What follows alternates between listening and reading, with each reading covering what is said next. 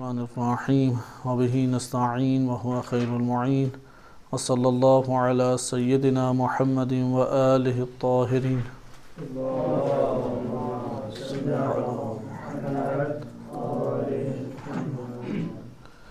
خطبہ شعبانیہ رمضان المبارک کی معرفت اور رمضان المبارک میں جن اعمال کا انجام دینا انسان کے لیے ضروری ہے، نبی صلی اللہ علیہ وسلم کے خطبے سے آپ کی خدمت میں پیش کیے جا رہے تھے یہ مطالب، جو کہ خطبہ شعبانیہ کے نام سے موسوم کیے جاتے ہیں۔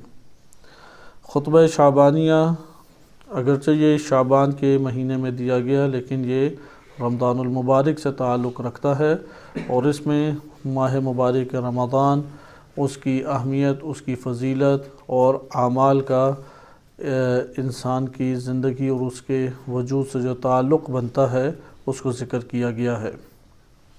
ہم جس حصے میں تھے اس خطبے کے، وہ یہ تھا کہ ہوا شہر دعیتم فیہ الی ضیافۃ اللہ وجعلتم فیہ من اہل کرامت اللہ۔ ہم نے سابقہ درس میں اکرام یا تکریم یا کرامت، اس کے حوالے سے قرآن کریم کی آیات میں ملاحظہ کیا۔ اللہ سبحانہ وتعالی نے انسان کی بنی آدم کی تکریم کی ہے، جیسے سورہ اسراء آیت نمبر 70 میں ارشاد باری تعالی ہوتا ہے وَلَقَدْ كَرَّمْنَا بَنِي آدَمَ، کہ ہم نے بنی آدم کی تکریم کی ہے۔ یہ عمومی تکریم ہے، یہ ہر انسان کو شامل ہے، اور اس میں وہ گوہر کہ جس کی وجہ سے یہ تکریم اللہ سبحانہ وتعالی نے کی ہے، اس کا وہ گوہر انسانیت ہے، چونکہ انسان ایک ایسا مجموعہ ہے جو بقیہ تمام مخلوقات سے افضل ہو جاتا ہے، لہذا اس گوہر کی بنیاد پہ، گوہر انسانیت کی بنیاد پہ اللہ نے تکریم کی۔ یہ عمومی تکریم ہے، اس تکریم میں سب کے سب شامل ہیں۔ اس تکریم کا نتیجہ ہم نے پھر آگے آیت کو ملاحظہ کیا کہ وَحَمَلْنَاهُمْ فِي الْبَرِّ وَالْبَحْرِ، کہ اللہ تعالیٰ نے بر اور بحر دونوں کو اس کے ماتحت قرار دیا۔ وَرَزَقْنَاهُمْ مِنَ الطَّيِّبَاتِ، اور طیبات میں سے اللہ نے انہیں رزق دیا۔ وَفَضَّلْنَاهُمْ عَلَى كَثِيرٍ مِّمَّنْ خَلَقْنَا تَفْضِيلًا، اور کثیر خلقت کے اوپر اللہ نے انہیں فضیلت دی۔ یہ ایک عمومی تکریم تھی۔ اس کے بعد ہم نے قرآن ہی کی روشنی میں ایک اور نوع تکریم دیکھی، اور وہ خصوصی تکریم ہے۔ لہذا وہ پہلے بنی آدم کو ذکر کیا، اس کی کچھ تشریح بیان کی، کہ جیسے سورہ حجرات آیت نمبر 13 میں ارشاد باری تعالی ہوتا ہے کہ آغاز میں اللہ سبحانہ وتعالی نے بنی آدم ہی کو کھول کے بیان کیا کہ یہ بنی آدم قبائل میں ہیں، شعوب میں ہیں، تاکہ یہ پہچانے جائیں، اور اس اعتبار سے کوئی ان میں فرق نہیں ہے۔ یا ایھا الناس انا خلقناکم من ذکر وانثی وجعلناکم شعوبا وقبائل لتعارفوا۔ جب یہ بیان کر دیا تو آگے فرمایا ان اکرمکم عند اللہ اتقاکم، تم میں سب سے زیادہ باعزت کون ہے، سب سے زیادہ اللہ کی نظر میں محترم کون ہے، کہ جو تقوی میں سب سے آگے ہے۔ یعنی انسانیت کی منزل وہ بدون تقوی حاصل نہیں ہو سکتی، اس لیے جو تقوی اختیار کرے گا وہ اتنا باعزت قرار پائے گا۔ یہ مطلب ہمیں خطبے کے اندر اس معنی کو روشن کر دیتا ہے کہ اب اسی آیت کو ان اکرمکم عند اللہ اتقاکم کو اس جملے سے جوڑیں وجعلتم فیہ من اہل کرامت اللہ، یعنی ایک اللہ کی کرامت ہے، اور اس کرامت کو پانے والے بعض افراد ہیں، اس لیے اہل کرامت اللہ یہاں پہ کہا گیا ہے۔ بالفاظ دیگر خطبے میں نبی صلی اللہ علیہ وسلم نے جس کرامت الہی کا تذکرہ کیا ہے وہ خصوصی کرامت الہی ہے، یعنی جو فعلاً انسان کو حاصل ہو چکی ہے کرامت، یہ وہ کرامت ہے۔ کرامت یا کارما، اس کا کارما، اس کے کیا معنی ہیں؟ اس کے معنی شرف الرجل بھی کہا گیا ہے، یعنی انسان کی بڑائی، انسان کی عزت، یا اسی طریقے سے ایک انسان کا کسی جگہ پہ قابل احترام ہونا، اور یقیناً یہ بغیر اوصاف کے نہیں ہو سکتا، جیسا کہ ہم سابقہ درس میں اسے مطالعہ کر چکے ہیں کہ یہ بلا وجہ صاحب کرامت نہیں بنتا۔ اس لیے بعض اہل لغت نے تو اس طرح سے کارما کا معنی بیان کیا ہے، اعطاء الشیء عن طیب النفس قلیل او کثیرا، یعنی آپ اپنی مرضی اور اپنے رغبت رجحان رضامندی کے ساتھ، آپ کامل رضامندی کے ساتھ جو چیز کسی کو دیتے ہیں اسے کہتے ہیں کرم، صحیح ہے، کارما یا کرامن۔ اب مختلف اس سے پھر مصدر اس سے مشتقات نکلتے ہیں۔ بعض نے اس طرح سے ذکر کیا ہے کہ ایک شے کا اپنی ذات میں صاحب شرف ہونا، یعنی باشرف ہونا، بزرگی جسے کہتے ہیں بزرگی والا ہونا، اس کو کہتے ہیں کارما۔ اسی طریقے سے مفردات راغب نے جو ذکر کیا ہے وہ یہ ہے کہ جب بھی یہ اللہ تعالیٰ کے لیے استعمال ہو کلمہ اللہ تعالیٰ کے لیے، تو اس کا یہ مطلب ہوتا ہے کہ اللہ کے احسانات جو اس نے اپنی مخلوق پر کیے اور اسے اللہ نے ظاہر کیا، اللہ نے اپنے انعام جو ظاہر کیے ہیں وہ کارما کہلاتے ہیں، صحیح ہے، کارما سے تعبیر کیے جاتے ہیں، یعنی اکرم اللہ نے اکرام کیا، یا کرمنا بنی آدم، اللہ نے تکریم کی، یعنی اللہ سبحانہ وتعالیٰ نے اپنی نعمتیں اس کی پر جاری کی۔ اور انسان کے لیے جب یہ وصف استعمال ہو تو اس کا یہ مطلب ہوتا ہے انسان کے اخلاق اور وہ قابل مدح و ستائش افعال جو انسان سے ظاہر ہوں۔ ادھر بہت توجہ کریں کہ یہ انسان کے لیے جب استعمال کلمہ ہو تو اس کا کیا معنی ہوگا؟ انسان کے وجود میں اعلیٰ اخلاق اور وہ افعال جو قابل مدح و ستائش ہوں اور انسان سے ظاہر ہوں۔ اگر اعلیٰ اخلاق نہیں ہے اور اگر افعال محمودہ نہیں ہیں جن کی مدح و ستائش کی جائے، یہ دو نہیں ہیں، وہ صاحب کرم کہلائے گا انسان، وہ صاحب کرم انسان نہیں کہلائے گا۔ صاحب کرم کب کہلائے گا؟ جب اس کے اخلاق جو ہیں وہ احسن ہوں۔ نمبر 2، اس کے وجود کے اندر ایسے افعال اس کے وجود سے جنم لیں، ظاہر ہوں کہ جو قابل مدح و ستائش ہیں۔ اچھا، اس جگہ پہ سوال یہ پیدا ہوتا ہے کہ بعض افعال ہیں کہ جو بڑے پیمانے پہ صادر ہوتے ہیں، بعض افعال ہیں جن کی تاثیر اور جن کا صدور دونوں ہی مختصر ہوتا ہے۔ بعض افعال کیا ہیں؟ وہ بڑے پیمانے پہ انجام دیتے ہیں، یعنی ان کے محاسن بہت بڑے ہیں۔ بعض چھوٹی نیکیاں کہلاتی ہیں۔ چھوٹی نیکیاں افعال محمودہ ہیں یا نہیں؟ وہ بھی افعال محمودہ ہیں چھوٹی نیکیاں، لیکن بڑی نیکیاں جن کے محاسن بڑے ہیں یا بڑی بڑی نیکیاں ہیں وہ بھی کیا ہیں؟ افعال محمودہ ہیں۔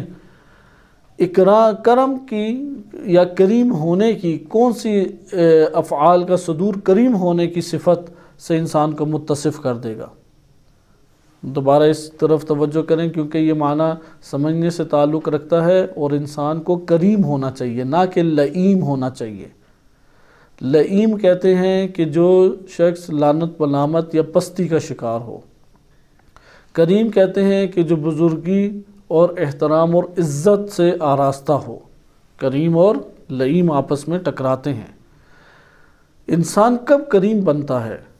کب انسان صاحب شرف، صاحب بزرگی یا انسان عزت و شرف سے آراستہ ہوتا ہے؟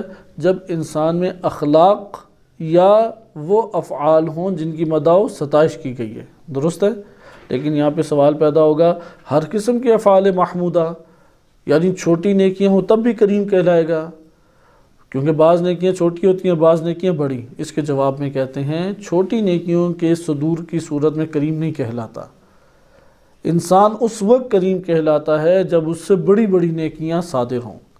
مثلا اگر کسی نے ایک انسان کے ساتھ زیادتی کی ہے، اس پہ ظلم و ستم کیا ہو یا اس کا مال اس نے ہتھیا لیا ہو، اب وہ مجرم اس کے سامنے آ جاتا ہے، اب اگر وہ مجرم سے انتقام لے تو لے سکتا ہے، حقدار ہے، یعنی قانون کے دائرے میں البتہ رہتے ہوئے حقدار ہے۔ لیکن اگر معاف کر دے، اگر وہ بندہ معاف کر دے تو کیا کہلائے گا؟ یہ بڑی نیکی ہے، یہ آسانی سے صادر نہیں انسان سے ہوتی، یہ کریم انسان کہلائے گا۔ انسان کے پاس اپنے حصے کی خوراک پڑی ہوئی ہے، ایک اور بھوکا شخص آ جاتا ہے، وہ اگر اس میں اپنے نفس کے اوپر جبر کر کے اپنی خوراک کا ایک بڑا حصہ اسے دے دیتا ہے یا شریک کھانے میں کر لیتا ہے، یہ بڑی نیکی شمار ہوگی۔ اس میں کیا کہلائے گا؟ کریم انسان کہلائے گا، جس نے ایثار اور قربانی دکھائی ہے، اس وجہ سے یہ صاحب کرامت کہلائے گا۔ لہذا انسان کی طرف جب بھی اس صفت کو متصف کیا جائے تو کریم یا کرامت یا اکرام اس کا مادہ، اس کا معنی یہ ہے کہ انسان کے اندر ایسے افعال کا انسان کے وجود سے صادر ہونا کہ جو بہت بڑی نیکیاں کہلائے۔ مثال کے طور پہ ایک قوم کی حفاظت کرنے کے لیے چند شجاع ترین جوان اگر میدان میں آ جاتے ہیں تو وہ اپنی قربانی دے کے بقیہ کی جان کے تحفظ کا باعث بنتے ہیں، کیونکہ کسی نے تو مرنا ہے وَإِلَّا سب مارے جائیں گے، تو ایک اپنے وجود کی قربانی دیتا ہے تاکہ سب نہ مارے جائیں، اور بقیہ سب کے تحفظ کا سبب یہ بن جاتا ہے اپنی زندگی کی قربانی دے کے۔ اب اس نے ایک بڑی نیکی انجام دی، اس لیے یہ شخص کیا کہلائے گا؟ کریم انسان کہلائے گا۔ اسی طرح شہوات کے اوپر قابو رکھنا، جو شہوات کے اوپر قابو رکھ کے گناہوں سے کنارہ کش ہو جائے، یہ انسان کریم انسان کہلائے گا۔ لہذا کریم تب انسان کہلاتا ہے کہ جب اس کے اندر ایسے اوصاف جنم لے لیں کہ جو عالی ہیں، یا ایسے افعال صادر ہوں کہ جو بڑے بڑے محاسن رکھتے ہوں، اور وہ انسان کے وجود سے صادر ہونے کی صورت میں قابل مدح و ستائش افعال کہلاتے ہوں۔ یہ آپ نے ایک جائزہ لیا کہ کریم کی صفت اللہ سے متصف ہو اور انسان سے متصف ہو تو کیا فرق ہے، کیونکہ اللہ سبحانہ وتعالیٰ تو وہ اکرم الکریمین ہے یا کریمین، کہ جتنے بھی کریم انسان ہیں ان میں سب سے اکرم ہستی اللہ سبحانہ وتعالیٰ کی ذات ہے، یا جن کا بھی احترام کیا جاتا ہے ان میں سب سے عظیم ترین ہستی کہ اللہ کی ہر صفت لامحدود ہے، کہ یہ صفات کی ایک دنیا ایک بڑی اور طویل اور دقیق دنیا ہے، تو اس میں اللہ کی ہر صفت کا جائزہ جب لیا جاتا ہے تو دیگر صفات کو ملا کے ہمیں جائزہ لینا چاہیے۔ جب تنہا ایک صفت کا جائزہ لیں تو اس میں بہت سارے سوالات پیدا ہوتے ہیں، لیکن ان صفات کو ایک دوسرے سے ملحق جائزہ لیں تو ایک انسان کو اپنی استطاعت کے مطابق اچھی معرفت حاصل ہوتی ہے۔ خلاصہ کلام کہ کریم کا معنی آپ نے انسان کے لیے ملاحظہ کیا۔ صاحب تحقیق نے ذکر کیا ہے کہ کاروما یا کاف رے میم یہ اس کے مقابل آتا ہے ہاؤن یا لومن۔ ہاؤن کہتے ہیں پست ہونا، لئیم کہتے ہیں کہ پست ہونا، یعنی جس کے اندر پستی والی صفات پائی جائیں، جیسا کہ مفتی جعفر حسین رحمۃ اللہ علیہ نے نہج البلاغہ کے ترجمے میں لئیم کا ترجمہ کیا ہے کمینہ۔ اب یہ اردو میں بہت اچھا لفظ استعمال آج کی اردو میں نہیں ہوتا، ممکن ہے اس دور کی اردو میں بہت لفظ یہ استعمال ہوتا رہے، یعنی استعمال ممکن ہے اس وقت یہ اچھے الفاظ میں شمار اس کا ہوتا ہو، لیکن آج کے دور میں یہ ایک پست لفظ ہی شمار ہوتا ہے، لیکن لئیم خود عربی میں بھی پست ہی لفظ ہے۔ ہاؤن صاحب کرم یا کریم کے مقابلے میں کون سا لفظ استعمال ہوتا ہے؟ لئیم یا ہاؤنن۔ ہاؤن اسی اہانت سے ہے، جو ایسے اعمال انجام دیتا ہے کہ اس کی اہانت ہو، یہ شخصیت کہلاتی ہے ہاؤنن۔ مثلا شہوات کا خوب عادی ہونا، شہوات کا جسے کہتے ہیں کہ اس کے اوپر ٹوٹ پڑنا، اس کا مقابلہ نہ کرنا، یہ انسان کو لئیم اور ہاؤن بنا دیتا ہے، پست بنا دیتا ہے، یعنی وہ اپنی اہانت خود ہی وہ آگے بڑھ کے کراتا ہے، وہ اپنی اہانت خود آگے بڑھ کر کراتا ہے۔ لہذا یہاں پہ ملاحظہ آپ نے کیا کہ ہاؤن ہے، لوم ہے، عز ہے، یہ سارے کے سارے کرامت یا کریم کے مقابلے میں ہیں۔ اس سے ہمارے لیے اور مطلب روشن ہو گیا، یہ جو آج ہم نے ایک مختصر سی بحث پڑھی، کرامت یعنی ایک عزت کا دینا، تفوق برتری کا ہونا، اور انسان اپنے نفس کے اندر ایک عزت کا احساس کرے، اس کو کہتے ہیں کرامت سے تعبیر کیا جاتا ہے۔ اب ہم ان کے مشتقات کے ذیل میں نہیں جاتے، کلی طور پہ ایک مطلب کو آپ ملاحظہ کریں تاکہ ہمارے لیے کرامت الہی آشکار ہو سکے۔ بس کرامت الہی اس طور پہ کیا ہوگی، کیونکہ کرم یا کاروما یا کریم کے مقابل لفظ کون کون سے ہیں؟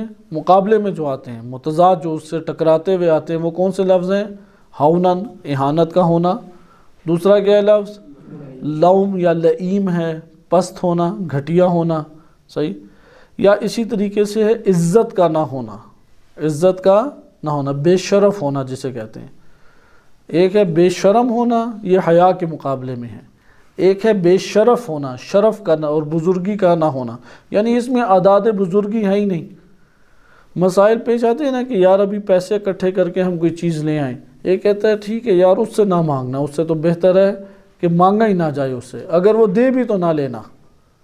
اس کا یہ مطلب ہے کہ اس کے اندر اصلاً بزرگی کا شرف ہے ہی نہیں، اور ایسے افراد اپنے آپ کو ایک منفی اور پست ریاضتیں کرا کے پستیوں کے درجے پہ لے آتے ہیں، یعنی انسان کی عادات اور انسان کے افعال اسے اٹھاتے ہیں اور وہی اسے بٹھاتے ہیں، کوئی باہر سے چیز نہیں آتی انسان کے اپنے اوصاف جو اس کے وجود میں موجود ہیں، وہ اوصاف اور انسان کے اعمال وہی انسان کو بلند کرتے ہیں، اور یہی اوصاف اور یہی اعمال انسان کو پست کرتے ہیں۔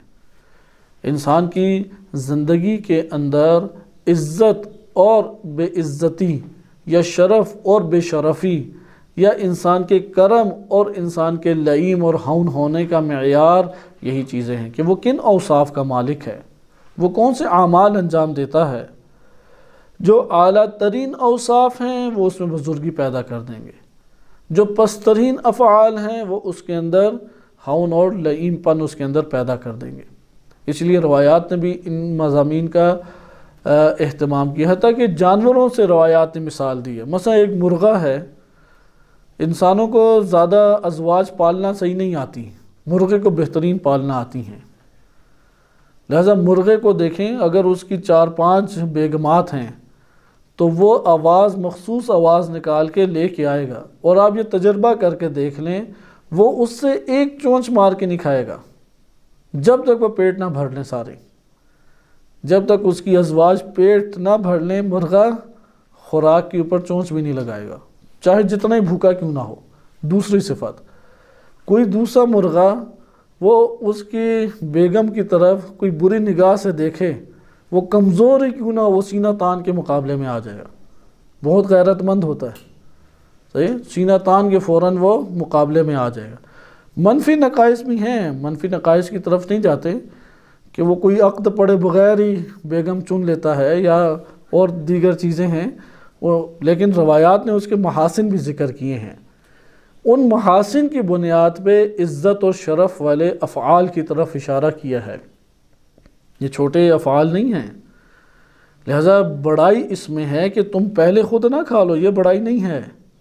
آپ کے ماتحت جو افراد ہیں یا آپ کے زیر کفالت جو افراد ہیں یا جن کا خرچہ پانی آپ کے ہاتھ میں، پہلے آپ ان کو پیٹ بھرنے دیں، اس کے بعد آپ اپنا اہتمام کریں۔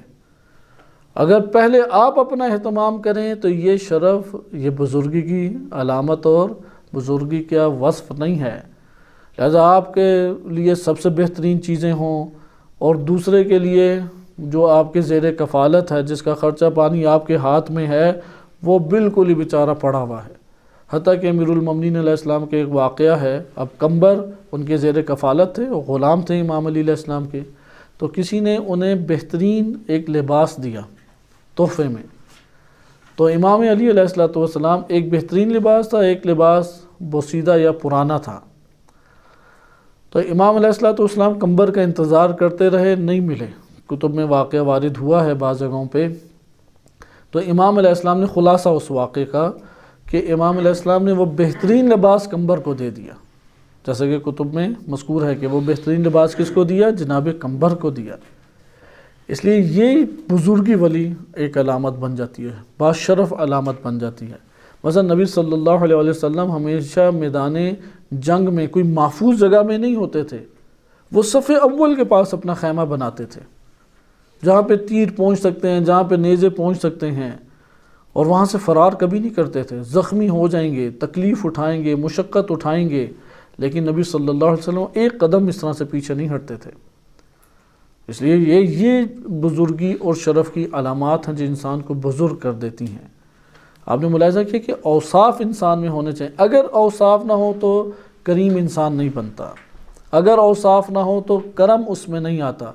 کرم آتا یہ ہے کہ خاموشی سے پی جائے، 4 سنا کے دینا یہ بھی کوئی خوبی نہیں ہے، یار ٹھیک ہے تم لے لو، میرا کس نے خیال رکھنا ہے، یہ وہ فلاں، 4 سنا کے دینا بھی کوئی خوبی نہیں ہے، یا اگلے کو بتا کے دینا کہ میں ہی نیکی کر رہا ہوں، یا اپنی پہلے تعریفیں کرائے۔ جیسے پاکستان میں تو اب آہستہ آہستہ یہ رجحان علماء کی طرف بھی آ رہا ہے کہ 4 بوریاں دے کے پہلے بہترین تصویریں بناتے ہیں اور پھر جو 100 بوری ہے وہ ٹرک میں لے کے واپس چلے جاتے ہیں۔ سیاستدان تو پورے وہ ایک گاڑی میں ایمبولنس کا سامان لے کے پھرتے ہیں، وہ لگا لیتے ہیں، بندوں کو لٹا دیتے ہیں، تصویریں کھنچوائی، وہ بندے کو بھگایا اور سارا بوریا بسترا سمیٹ کے دوبارہ گاڑی میں رکھا، پھر اگلے شہر لگا لیا۔ تو بندے کو اس طرح محسوس ہوتا ہے کئی شہروں میں ان کے یہ کیمپ چل رہے ہیں۔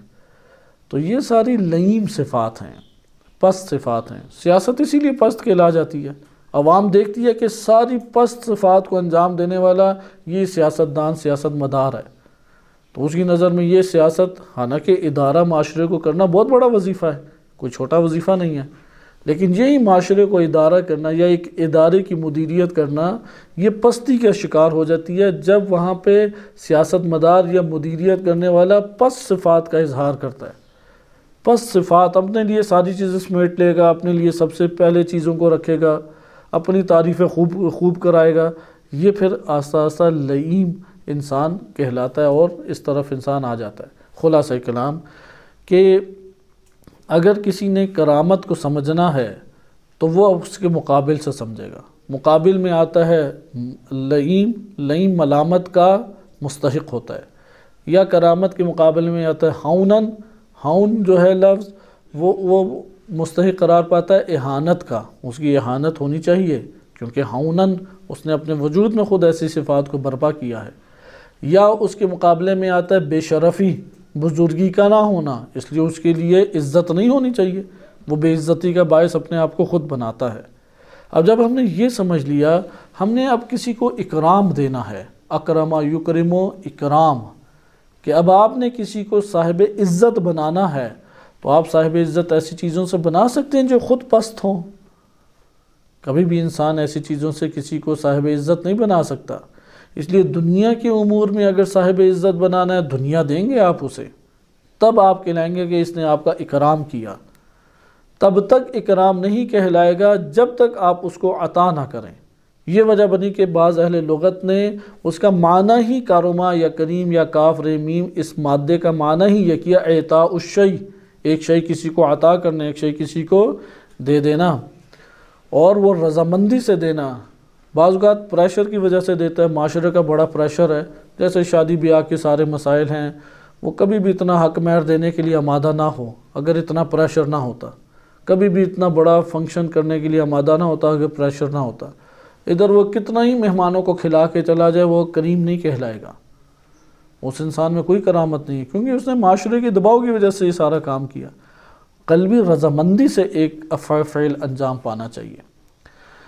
آئے اب ہم یہ دیکھیں کہ ہم نے کسی کو اب اکرام کرنا ہے، عزت دینی ہے، تو یہ 3 عناوین اس کے پاس سے دور کرنے ہوں گے۔ ایسا عمل انجام نہ دیں کہ جو اس کے لئیم ہونے کا سبب بنے، ایسا عمل انجام نہ دیں جو اس کی اہانت کا سبب بنے، ایسا عمل انجام نہ دیں جو اس کی بے عزتی کا سبب بنے۔ صحیح ہے؟ اور معاشروں میں اس کے معیارات بھی مختلف ہوتے ہیں۔ مثلا بعض اوقات نیچے بیٹھنے کا رواج ہے تو محفل کے درمیان میں بیٹھنا عزت کی علامت ہے، وہاں پر اس کو درمیان میں بٹھانا اسے عزت دینا کہلائے گا، اس کو پیچھے کی جانب بٹھا دینا عزت نہیں کہلائے گا۔ معیارات محافل میں، معاشروں میں جدا قسم کے معیارات ہوتے ہیں، اور خاندانوں کے اندر خود یہ لاشعوری طور پہ ایک انڈرسٹینڈنگ ہوتی ہے انسانوں کی، لاشعوری طور پہ ایک دوسرے سے تعلق ہوتا ہے، لہٰذا کسی کو فقط 2 روٹی کے نوالے دے دینا عزت نہیں ہے، وہ کوئی بھی اتنا محتاج نہیں ہوتا روٹی کے 4 نوالوں کے لیے، یا 2 بستروں کے لیے کوئی محتاج نہیں ہوتا۔ لہذا عزت بس کب ہم کہیں گے کہ اس نے اکرام کیا میرا، اس وقت کہلائے گا جب یہ 3 عناوین ختم کر دیں۔ اس کا توجہ کریں، وائلہ ہمارے پاس بتانے کے لیے چارہ نہیں ہے، یہ 3 عناوین آپ اس کے وجود سے ختم کر دیں، یہ اکرام کہلا جائے گا۔ پہلا عنوان کیا ہے؟ کوئی ایسا عمل انجام نہ دیں کہ جس سے لئیم پن ثابت، وہ لئیم کہلائے معاشرے میں، کوئی ایسا عمل انجام نہ دیں۔ نمبر 2، کوئی ایسا عمل انجام نہ دیں جس سے وہ اہانت اس کی ہو، توہین ہوتی ہو معاشرے میں، اس کو احساس توہین ہوتا ہو، ایسا عمل انجام نہ دیں۔ نمبر 3، ایسا عمل انجام نہ دیں جس سے اس کو بے عزتی کا احساس ہوتا ہو۔ اگر بے عزتی کا احساس ہوتا ہو، یہ اس کا اکرام نہیں کیا، بے شک آپ نعمات در نعمات دیتے رہیں۔ اب اللہ سبحانہ وتعالی وہ کرامت اللہ، وہ یہی ہے اللہ تعالیٰ کی کرامت، کہ وہ اللہ سبحانہ وتعالی انسان کو ایسی چیزیں عطا فرماتا ہے کہ جس سے دنیا اور آخرت میں انسان صاحب عزت ہو جاتا ہے، کیونکہ عزت کلہ کس کے لیے ہے؟ للہ ولرسولہ وللمؤمنین، لیکن یہ مشرکین، کافرین، منافقین یہ باتیں نہیں جانتے۔ عزت تو فقط اور فقط مختص اللہ کے لیے، لہذا اللہ ہے کہ اپنے اسلام محدود سرچشمے سے کسی کو اس کی توان اور اس کی استطاعت کے مطابق عطا کر دے۔ اللہ کی طرف سے جو نازل ہوتا ہے وہ مقدار معلوم ہے۔ یہ عزت کے تمام ذخیرے و سرچشمے، اللہ کے پاس جو عزت کے سرچشمے اور ذخیرے ہیں وہ لامحدود ہیں۔ ان لامحدود میں سے کچھ اللہ ہمیں عطا فرما دے، یہ ہمیں اس ماہ مبارک میں مانگنا چاہیے۔ اے پروردگار عزت عطا کر۔ بہت سارے مواقع ہیں وہاں پہ زندگی ذلت ہے، ادھر زندگی ذلت ہے، وہاں پہ قتل ہو جانا عزت ہے۔ مثلا اگر گھر کے اوپر کوئی دشمن آ کے حملہ کر دے آپ کے گھر میں، آپ کی ناموس کی طرف ہاتھ اٹھائے اور آپ مدافع بن جاتے ہیں، یہ عزت ہے۔ یقیناً جب آپ دفاع کریں گے اپنے مال، ناموس، اہل و عیال، بیوی بچوں کا دفاع کریں گے تو اس دفاع کرتے ہوئے زخم تو لگیں گے، گالم گلوچ سننا پڑے گی، باتیں سننا پڑیں گی، مقابلہ ہوگا۔ اگر یہ مقابلہ نہ کیا جاتا معاشرے میں، یہ لئیم انسان کہلاتا۔ چونکہ اس نے معاشرے کے اندر مقابلہ کیا ہے اس لیے صاحب عزت کہلایا ہے۔ وطن کا دفاع اسی طریقے سے ہے کہ وطن اسلامی کے اوپر اگر کوئی حملہ کر دے دشمن، اور وہاں پہ جو رہنے والے افراد ہیں وہ دفاع کا وظیفہ انجام نہ دیں، یہ پوری قوم لئیم قوم کہلائے گی، پست قوم کہلائے گی۔ پستی ان کے مقدر میں لکھی جانی چاہیے۔ یہ قرآن اور روایات کا فیصلہ ہے۔ آپ خطبہ جہاد پڑھیں امیر المومنین علیہ السلام کا نہج البلاغہ میں، اس میں امام علیہ السلام فرماتے ہیں کہ جن لوگوں کو ان کے گھروں میں ہی گھس کے دبا دیا جاتا ہے، پستی ان کے لیے مقدر بن جاتی ہے۔ مفہوم اس خطبے میں اس طرح ہے، وہ پست ہمیشہ کر دیے جائیں گے۔ یا یہ کہ اگر کوئی اسلامی ممالک کے اندر داخل ہو کہ کسی کی عزت و ناموس کو زد پہنچا کے چلا گیا، مثلا پازیب کھینچ لی پاؤں سے کسی یہودیہ کے، تو امام فرماتے ہیں یہ خبر سن کے اگر وہ مر جاتا تو عیب نہیں تھا، یہ عزت دار کہلاتا کہ جو مر جاتا۔ یہ تو غیرت مند اور عزت دار نہیں ہے کہ اسے کوئی فرق ہی نہیں پڑا۔ یعنی پاکستان کے اندر قتل ہو جائیں افراد، پاکستان کو لوٹ کے لے کے چلے جائیں، پاکستان کے اوپر بری اور نگاہیں رکھیں، غلام بنا لیں، اور کسی کے سر پہ جوں بھی نہ رینگے اور اپنی دنیا میں مست ہو، یہ پست انسان کہلائے گا، لئیم انسان کہلائے گا۔ اس کے معاشرے پہ دشمن آ کے اسے غلام پوری قوم کو بنا گیا اور اس کے اندر غیرت کے جذبات ہی نہیں ہیں، وہ اپنی ہی چار دیواری کو چلانے کا سوچ رہا ہے، یہ لئیم انسان ہے۔ اسے تو آپ دبا کے رکھ لیں، کوئی بھی دبا سکتا ہے۔ ایک معاشرے کے اندر حتی ہم مثلا اس جگہ دیکھتے ہیں ایک بندہ ہر روز سختی اٹھاتا ہے، اور کیوں سختی اٹھا رہا ہے؟ قانون پہ عمل نہیں کرتا یا ایک بری صفت دور نہیں کرتا۔ اب اگر وہ سخت باتیں سننے کا عادی ہو گیا ہے سب لوگوں سے، کیونکہ جب بری عادات صادر ہوں تو اس کو سب کی نگاہیں جھیلنے پڑتی ہیں، وہ جھیل کے عادی ہوگی، اسے فرق نہیں پڑتا۔ اگر وہ اپنے آپ کو اتنا گرا دیتا، آپ سمجھ لیں کہ یار اس سے کوئی بھی تم کام کرا سکتے ہو، دبا کے، زور سے، پریشر سے، بلیک میل کر کے یا پیسہ دے کے کوئی بھی کام کرا سکتے ہو، کیونکہ یہ لئیم بن چکا ہے۔ اس میں تو عزت کے ہیں ہی نہیں، عناصر عزت کے نہیں ہیں۔ اس لیے اللہ سبحانہ وتعالی نے انسان کو صاحب عزت بنایا ہے، صاحب کرامت بنایا۔ وَلَقَدْ كَرَّمْنَا بَنِي آدم، کہ بنی آدم تجھے ہم نے باعزت اور صاحب کرامت بنایا تھا، تو یہ غیر طیبات کھا کے اپنے آپ کو لعین اور پست اور اہانت کے قابل نہ بنا۔ وَلَقَدْ كَرَّمْنَا بَنِي آدم، بنی آدم کو صاحب عزت اللہ نے بنایا کہ تو نے جو کام انجام دینے ہیں وہ سارے عزت والے ہونے چاہیے۔ اب ماہ مبارک رمضان کے اندر آ جائیں، جتنے افعال اللہ تعالیٰ نے رکھے ہیں وہ عزت اور کرامت کے ہیں، اور ان کو عزت و کرامت اللہ نے عزت یہ بخشی ہے۔ اس لیے خطبے کے الفاظ ہیں وَجُعِلْتُمْ فِيهِ مِنْ أَهْلِ كَرَامَةِ اللَّهِ، تم اللہ کی خصوصی کرامت میں اب قرار دے دیے گئے ہو۔ اس مہینے میں تم روزے رکھو، قرآن پڑھو، نمازیں پڑھو، ذکر پڑھو، حرام سے بچ جاتے ہو، اللہ تعالیٰ تمہیں صاحب عزت قرار دیتا ہے۔ لہذا آپ نے ملاحظہ کیا کہ عزت کے معیارات ہر جگہ پہ ایک طرح سے نہیں ہوتے۔ بعض اوقات زندگی عزت ہے اور بعض اوقات قتل ہو جانا عزت ہے، بعض اوقات زندہ رہ جانا لئیم ہے اور بعض اوقات موت کا شکار ہو جانا لئیم، جیسے خودکشی ہے، مثلا ذاتی معاملات میں جھگڑ پڑنا، یہ لئیم پن ہے۔ دو بندے ذاتیات کی وجہ سے لڑتے ہیں، اس نے مجھے یہ کہہ دیا، فلاں نے یہ کہہ دیا، فلاں نے میرا حکم نہیں مانا، میرا حکم نہیں مانا، مجھے یہ بات کیوں کی، اس لیے لڑتا ہے چونکہ میری توہین کر دی، یہ لئیم پن ہے۔ لیکن ایک نے اللہ کی خاطر قدم اٹھایا، اللہ کی خاطر غضبناک ہوا، اللہ کی خاطر محبت کی، یہ شخص باعزت ہے۔ اس لیے ہر جگہ پہ ایک جذبہ کا دکھانا وہ معیار نہیں بنتا۔ معیار کیا عزت کا بنتا ہے، اس کو ہمیں جاننے کی ضرورت ہے۔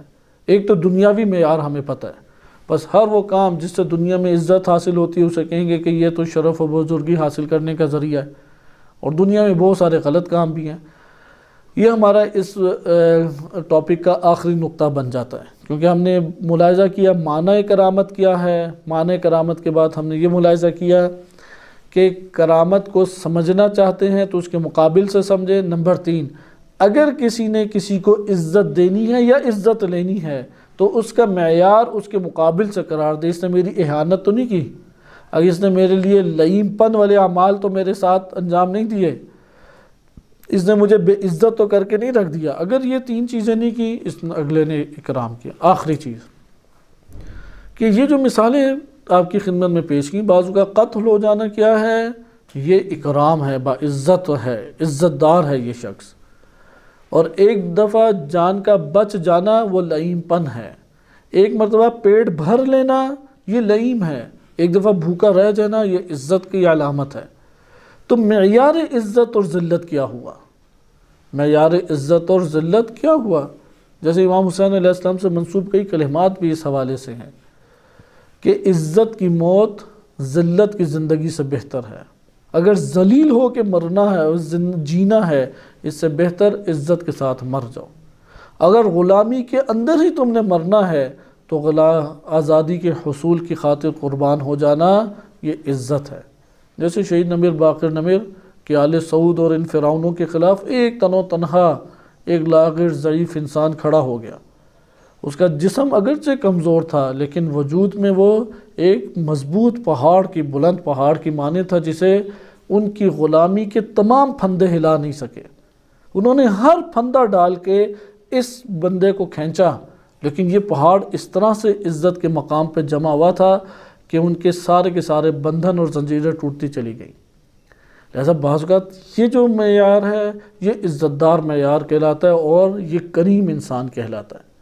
کریم ابن کریم آئمہ علیہ السلام کو کہتے ہیں، زیارات امام زمان علیہ السلام میں کریم ابن کریم ہیں وہ، یعنی خود بھی کریم ہیں اور جس کے بیٹے ہیں وہ بھی کریم تھے۔ یہاں پہ آپ نے ملاحظہ کیا کہ سوال یہ پیدا ہوتا ہے پھر عزت اور ذلت کا معیار کیا ہے؟ حقیقت میں عزت اور ذلت کے 2 ہی معیار ہمارے پاس آ سکتے ہیں اور کوئی نہیں۔ جب مطلب جان گئے کہ پستی کا نہ ہونا، اہانت کا نہ ہونا، بے عزتی کا نہ ہونا یہ کریم پن ہے، تو پھر تو 2 ہی معیار ہو گئے، ایک معیار دنیا ہے اور ایک معیار آخرت ہے یا معیار الہی ہے۔ اللہ کا معیار یہ ہے کہ اللہ کو راضی کرنا اور اس کے سامنے سر تسلیم خم ہو جانا، یہ اصل کرامت ہے، یہ اصل شرف اور بزرگی ہے۔ اور دنیا کے سامنے سر جھکا دینا اور دنیا کے سامنے سر تسلیم خم کر لینا یہ دنیا کی نظر میں کرامت ہے۔ انسان نے کرامت دنیا لینی ہے یا کرامت آخرت لینی ہے؟ انسان نے غلام دنیا بننا ہے یا عبد الہی بننا ہے؟ ایک دفعہ عبد الہی بننے کی صورت میں آپ کو عزت و شرف و بزرگی حاصل ہوتی ہے، اور ایک مرتبہ عبد دنیا، ابناء الدنیا، دنیا کے بیٹے بننے کی صورت میں آپ کو شرف و بزرگی حاصل ہوتی ہے۔ اس لیے جو دنیا دار ہوتے ہیں، ابناء الدنیا ہوتے ہیں، وہ لباس کو دیکھیں گے کہ کس برانڈ کا لباس پہنا ہے۔ لباس ہوتا ہے مثلا ایک ہی کرتا شلوار ہے، اس کے اوپر دیکھتے ہیں سٹیکر کون سا لگا ہوا ہے۔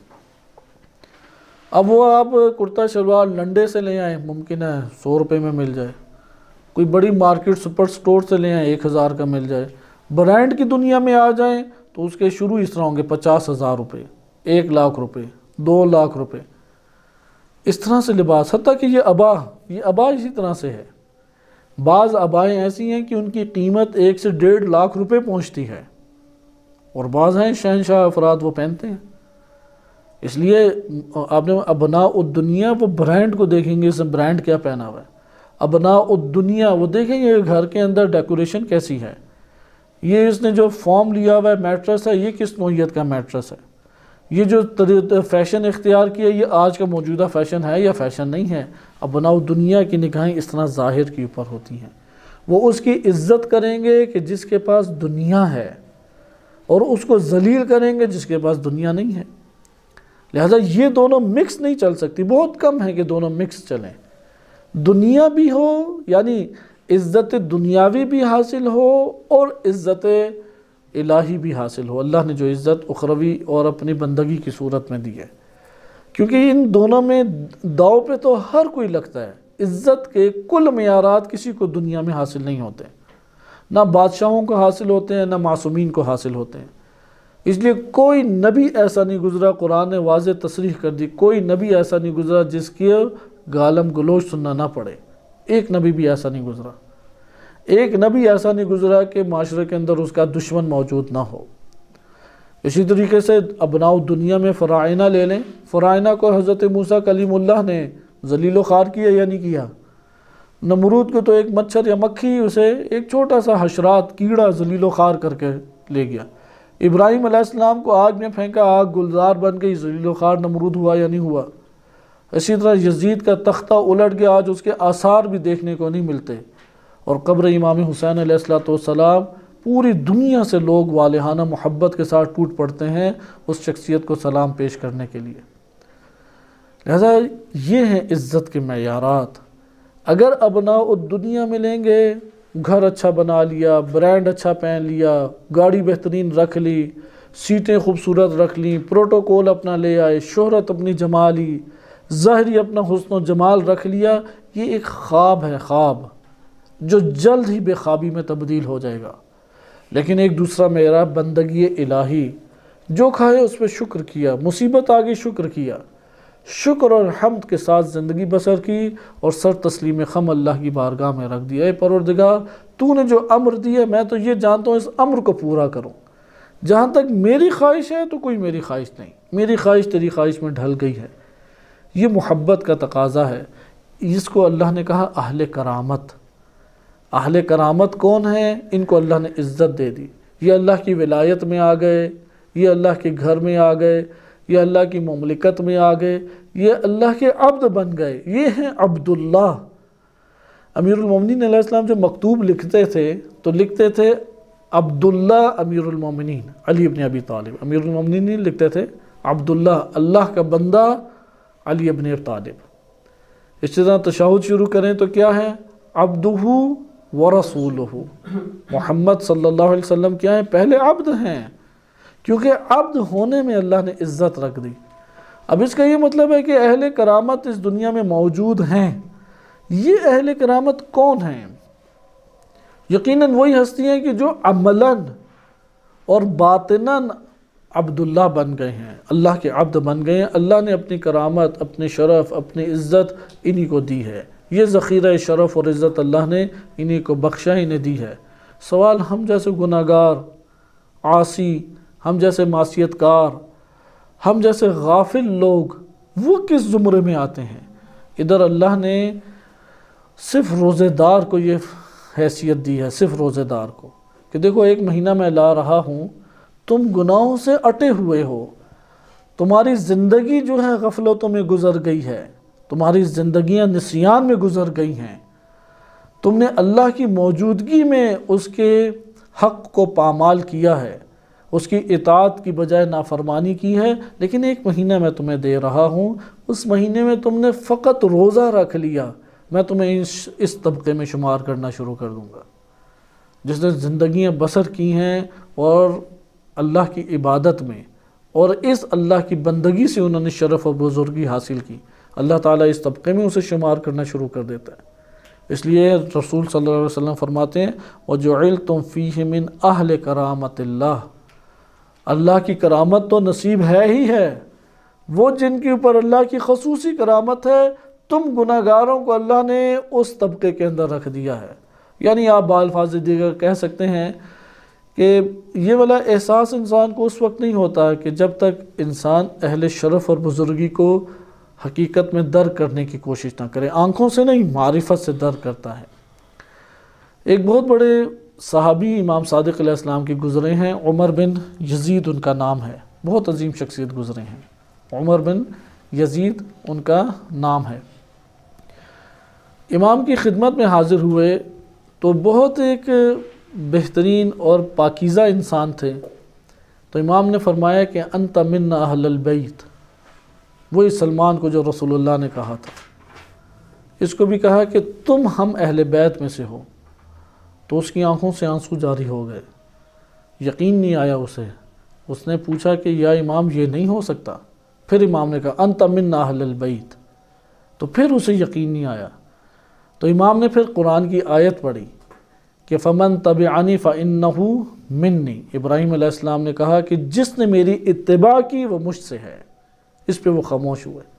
یعنی یہ شرف و بزرگی وہ خوشی سے سما نہیں رہا تھا، یعنی اس کے تصور میں نہیں تھا کہ میں اس طبقے میں آ جاؤں گا، منا اہل البیت، یعنی گویا کہ اسے جنت کیا، اسے ہمیشہ کی ہمسائیگی کا شرف امام علیہ السلام عطا فرما رہے ہیں، لہذا اس کے لیے سنبھالا نہیں جا رہا تھا، وہ صاحب معرفت شخصیت تھی۔ لہذا ہم چونکہ صاحب معرفت نہیں ہیں، ہمیں نہیں پتہ اہل کرامت اللہ کیا ہے، اور کیا ہمارے ساتھ ہو گیا جعلتم فیہ من اہل کرامت اللہ، چونکہ پتہ ہی نہیں ہے تو اثر بھی نہیں ہے کوئی، ٹھیک ہے کرا دیا ہوگا وہ اہل کرامت میں شمار، وَإِلَّا یہ جو شخصیات ہیں وہ اندر سے ہل کے رہ جاتی تھی کہ یہ کیسے ہو سکتا ہے میں اور یہاں پہ۔ یعنی یہ وہی بات ہے کہ صدر مملکت صاحب جو ہیں وہ چپڑاسی کسی کو اپنے پاس بٹھا کے ٹیبل پہ شاندار طریقے سے کھانا اس کو کھلائیں اور خود بھی اس کے ساتھ کھانا کھائیں، اس کے ہاتھ کانپنے لگ جائیں گے۔ ایسے واقعات کئی ہیں کہ کیونکہ صدروں کی اور وزیر اعظموں کی اہمیت اور معرفت حاصل ہوتی ہے، اس لیے بعض ایسے افراد تھے، خود انہوں نے بیان کیا، علماء کی ایک میٹنگ تھی صدر صاحب کے ساتھ، پرانی دور ہے، آج سے 10 سال پرانا دور ہے، تو وہاں پہ اور افراد بھی آئے ہوئے تھے، تو وہ بتاتے ہیں کہ جو افراد تھے ان سے ہلکلا کے بول رہے تھے، بولا نہیں جا رہا تھا، ایسا روب اور دبدبا اس صدر کا طاری تھا۔ یہ ہیں ابناء الدنیا، کیونکہ ابناء الدنیا کے رئیس اور ولی بھی ہیں، تو یہ صدر انہی کے ولی ہوتے ہیں، تو اس لیے وہ وہاں پہ ہلکلا رہا تھا، بعض کی ٹانگیں کانپنے لگتی ہیں، ہاتھ کانپنے لگ جاتے ہیں، کیونکہ وہ اس چیز کو اپنے اندر تحمل نہیں کر پا رہا کہ میں صدر کے ساتھ گفتگو کر رہا ہوں، وہ تو سوچ نہیں سکتا تھا، وہ تو ایک عام گریڈ کے آفیسر کے ساتھ گفتگو کرنے کے قابل نہیں تھا، اسے اب صدر کے سامنے کرسی پہ بٹھا دیا، تو یہاں ہلکلا رہا ہے، بولا نہیں اس سے جا رہا۔ پاکیزہ افراد کی معرفت ان کی عظمت کی نشاندہی کرتی ہے اور انسان کے اوپر اثر ڈالتی ہے، اس لیے پاکیزہ افراد کی معرفت حاصل کرنا ضروری ہے۔ اہل کرامت کون ہے، اللہ کی اہل کرامت کے مستحق، ان کی معرفت حاصل ہوگی تو یہ مطلب ہمیں صحیح سمجھ آئے گا۔ پھر ممکن ہے کہ ہمارا حال بھی عمر بن یزید جیسا کہ فَإِنَّهُمْ مِنَّا أَهْلَ الْبَيْتِ، 11 یا 12 افراد ہیں جنہیں روایات میں اہل بیت کہا گیا، اور مجموعی طور پہ ہر اس شخص کو کہا گیا جو اہل بیت کی اتباع کرتا ہے، تو یہ اہل کرامت ہے کہ اللہ نے شمار کر دیا بھی ہمارا، ہم زبردستی نکالنے الگ بات ہے۔ جعلتم، تم قرار دے دیے گئے ہو، فیہ، اس مہینے میں، من اہل الکرامہ، اہل کرامت کے اندر شمار کر دیے گئے ہو۔ اگر تم نے خود اپنے آپ کو پستیوں سے اور اپنے آپ کو لئیم اور اہانت کے قابل بنانا ہے تو ٹھیک ہے، باہر نکال دو، لیکن اگر تم اپنے آپ کو اہل کرامت میں دیکھنا چاہتے ہو تو ٹھیک ہے، روزے رکھو، اس ماہ مبارک میں تمہارے لیے اللہ نے شرف حاصل ہوا تمہیں کہ اللہ نے تم نے ابھی عمل انجام نہیں دیا، اہل کرامت میں رکھ دیا۔ اس اہل کرامت کے دائرے سے نکالے گی کون سی چیز؟ جب انسان شیطان کے طریقوں پہ چلے گا۔ انشاءاللہ بقیہ مطالب کہ آگے وَأَنفَاسُكُمْ فِيهِ تَسْبِيحٌ وَالنَّوْمُكُمْ فِيهِ عِبَادَةٌ، کہ تمہاری سانسیں کیا ہیں؟ تسبیح ہیں، اور تمہاری نیند کیا ہے اس مہینے میں؟ عبادت۔ نیند کے بارے میں انشاءاللہ تعالی ہم تفصیل سے پڑھیں گے۔ نوم کیا ہے؟ نوم غفلت بھی ہے، نوم بیداری بھی ہے، نوم عبرت بھی ہے، اور نوم نسیان بھی ہے۔ نوم کی حقیقت کیا ہے اور کس طرح سے یہ عبادت بنتی ہے، اس مہینے کے علاوہ بھی عبادت ہو سکتی ہے یا نہیں ہو سکتی، ان امور کو انشاءاللہ اگلے درس میں مطالعہ کریں گے۔ صلی اللہ علیہ سیدنا محمد و آلہ الطاہرین۔